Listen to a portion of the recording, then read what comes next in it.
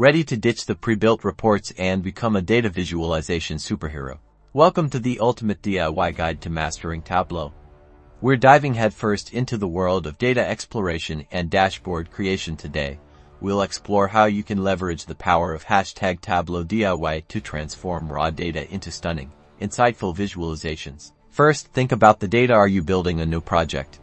You'll connect to your data source. The interface shows a variety of data connection options like Excel, CSV files, and databases. Choose the connection that fits your dataset. Next, it's time to get your hands dirty. Tableau is all about drag and drop fields from your data source into the appropriate columns. And watch as Tableau automatically visualizes your data. See how easily you can create basic charts like bar graphs or line graphs. Feeling more creative? Explore the Show Me tab. This is your cheat sheet for chart types.